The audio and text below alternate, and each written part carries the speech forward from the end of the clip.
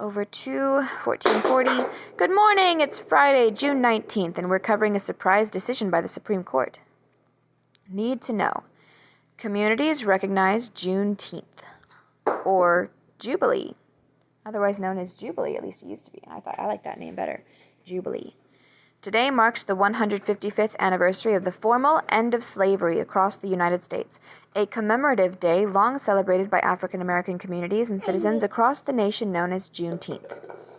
The Emancipation Proclamation took effect at the start of 1863, midway through the Civil War, changing the legal status for millions of Confederate slaves, though they still needed to escape to Union-controlled territory. When the war did end in May 1865, news of Confederate surrender was slow to spread. Texas, at the time a remote slave state, became the last to recognize emancipation on June 19, 1865, when Union Major General Gordon Granger read Order No. 3 throughout the city of Galveston. In the wake of nationwide protests, sparked by the death of George Floyd 3 weeks ago, the date has taken on added meaning, with a number of companies making the day a paid holiday. Groups have also called for the day to be recognized as a federal holiday, with New York and Virginia proposing to make it a paid day off for state employees. Spend a few minutes today exploring the National Museum of African American History's online collection. DACA rollback rejected.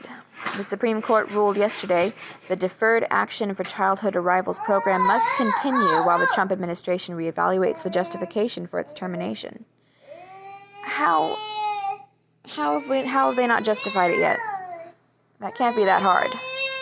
Chief Justice John Roberts joined the court's 4 liberal justices in a 5-4 decision.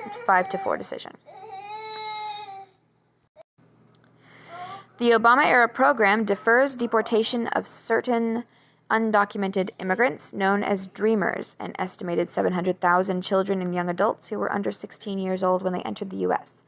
President Trump announced an end to the program in 2017, though the proposal has made its way through court challenges since.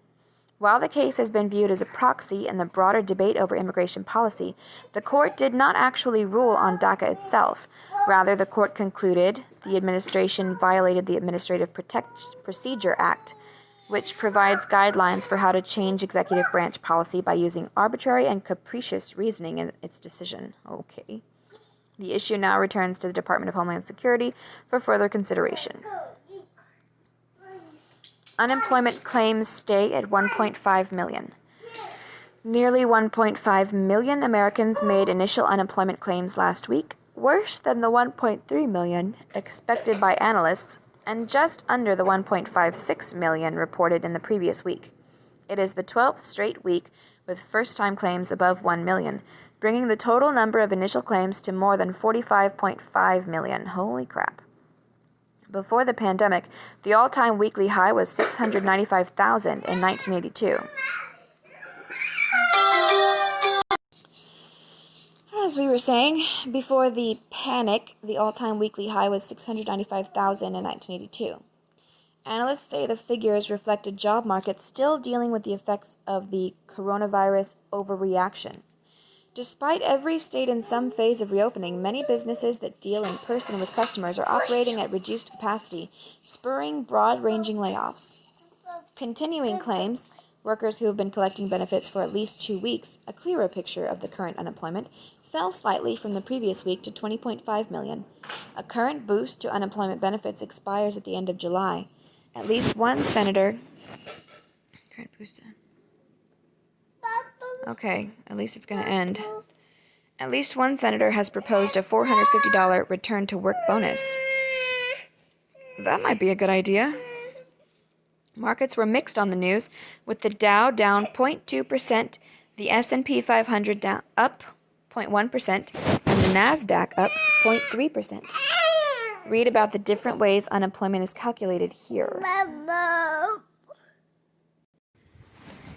In the know. Sports, entertainment, and culture.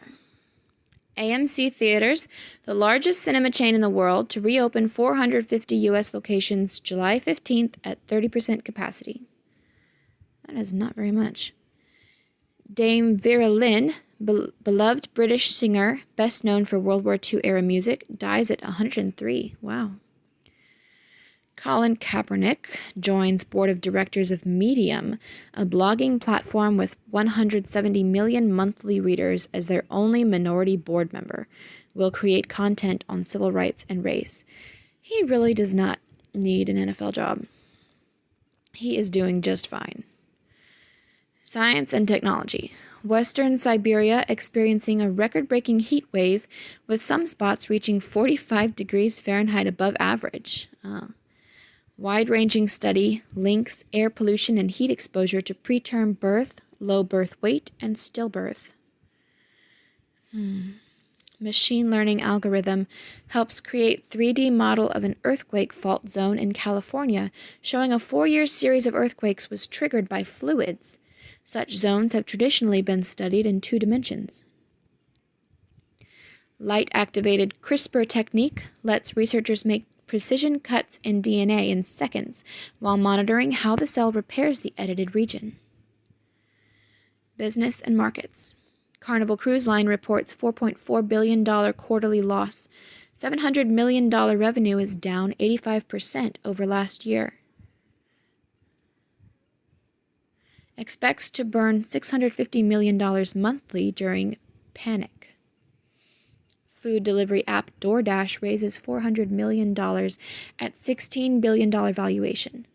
Data analytics giant Palantir raises $500 million from Japanese insurance company Sompo.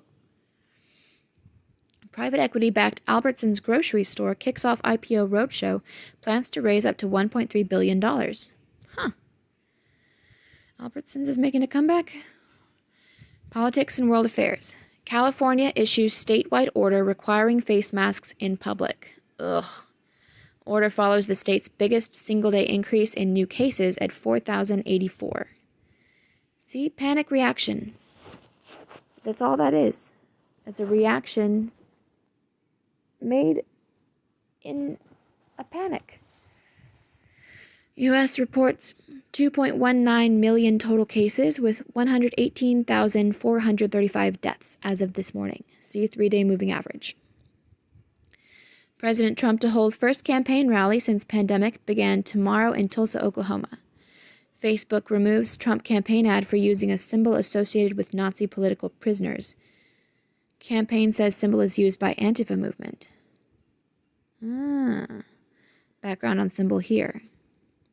Senator Amy Klobuchar, Democrat, Minnesota, withdraws from consideration as vice presidential candidate for Joe Biden, urging him to pick a woman of color. Oh, how noble. How very frickin' noble of her. In depth. African American inequality in the United States. So, we're looking back at history, are we? No? Harvard Business School, a comprehensive and data-centric review of the historical context of African Americans in the U.S., along with a look at discrete policies affecting them since the Reconstruction period. Night shift. San Antonio Express News. Oh, really? Follow along for 18 hours while the rest of a city sleeps, with frontline medical workers caring for the most severe COVID-19 patients. Okay. What if COVID-19 isn't the big one? Wired. When all is said and done, the coronavirus may kill close to 1 million people globally, causing trillions in economic damage. But zoonotic diseases have no set timeline and could strike again at any point.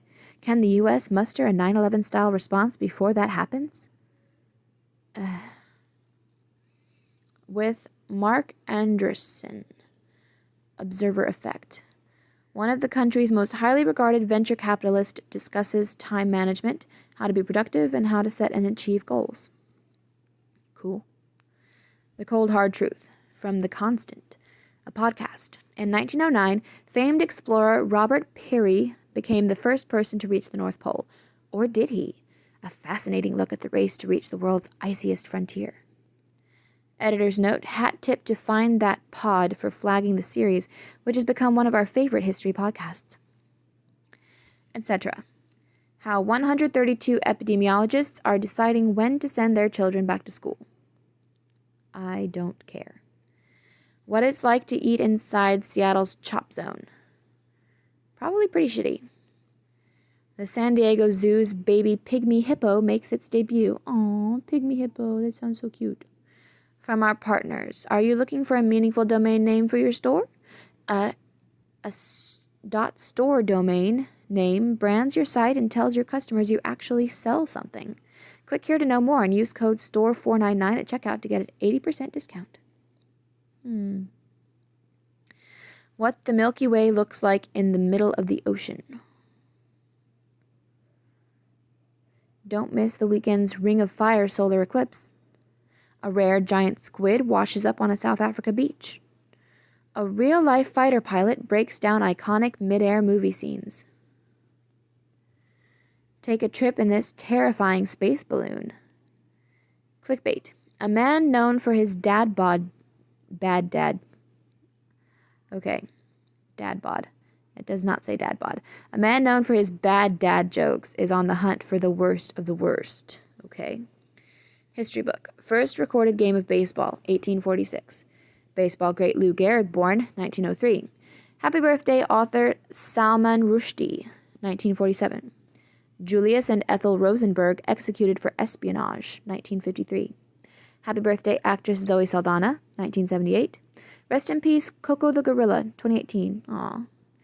Free speech is the whole thing, the whole ballgame. Free speech is life itself. Salman Rushdie. Okay. All right. Now we have